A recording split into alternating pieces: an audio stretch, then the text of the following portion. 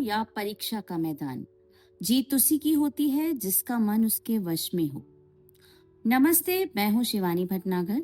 आज हम श्रीमद् भगवत गीता के उन 2 श्लोकों की चर्चा करेंगे जो न केवल अर्जुन के संशय को मिटाते हैं, बल्कि आज के छात्रों के लिए भी एकाग्रता का महामंत्र हैं। कुरुक्षेत्र के मैदान में अर्जुन की स्थिति बहुत ही भ्रमित और विचलित थी। उनका गांडीव हाथ से छूट रहा था क्योंकि उनका मन एकाग्र नहीं था। तो बच्चों, क्या आपका भी पढ़ाई में मन नहीं लगता? क्या आप भी डिजिटल डिस्ट्रैक्शन के बीच अर्जुन की तरह कुछ निर्णय नहीं ले पाते? तो चलिए आज समाधान ढूंढते हैं श्रीमद् भगवत गीता के इस श्लोक के द्वारा। जब अर्जुन ने देखा कि बिना स्थिर बुद्धि अर्थात डिटर्मिनेशन के युद्ध जीतना असंभव है, तो उन्होंने कृष्ण से एक बहुत ही व्यावहारिक प्रश्न पूछा।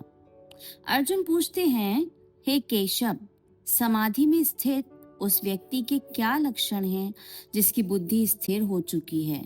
वह स्थिर प्रज्ञ पुरुष कैसे बोलता है, कैसे बैठता है और कैसे चलता है? क्योंकि यहाँ अर्जुन एक रोल मॉडल की तलाश कर रहे हैं जिसको वो आगे जाकर के फॉलो कर सके। तो श्लोक कुछ इस प्रकार है। स्थित प्रज्ञस्य का भाषा समाधिस्थस्य केशवः स्थितिधि किम प्रभाषेत किमासीत व्रजेत किम।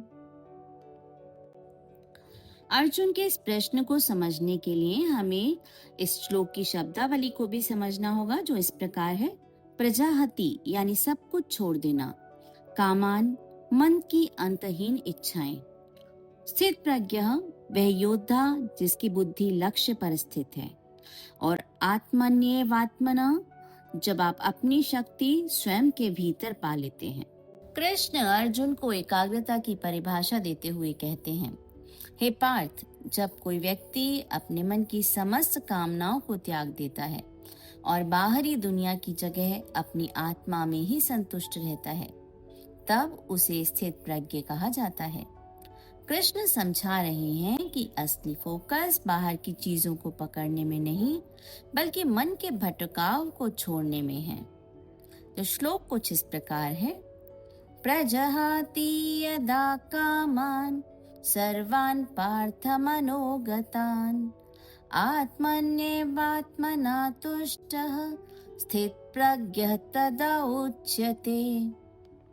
तो इस श्लोक के अर्थों को थोड़ा और गहराई से समझते हैं। सर्वान अर्थात सभी को, समस्त या पूरी तरह से। मनोगतान मन में स्थित या मन में पैदा होने वाली। आत्मनि अपनी आत्मा में या अपने अंतःकरण में। आत्मना अपने आप से ही। तुष्टः संतुष्ट या प्रसन्न। स्थित प्रज्ञः स्थिर बुद्धि वाला। तदा तब या उस समय। उच्यते कहा जाता है। अर्जुन के सामने 2 विकल्प थे। या तो वे मोह में फंसकर युद्ध छोड़ देते या कृष्ण की बात मानकर एकाग्र होते। आपके सामने भी 2 रास्ते हैं। एक रास्ता सोशल मीडिया की ओर जाता है, गेम्स की ओर जाता है, जो आपको तनाव और भटकाव देते हैं। दूसरा रास्ता किताबों का है, ध्यान का है, जो आपको मानसिक स्पष्टता और सफलता की ओर ले जाता है। तो आज ही तय कीजिए कि क्या आप अपने जीवन के अर्जुन बनकर लक्ष्य का भेदन करने के लिए तैयार हैं। धन्यवाद।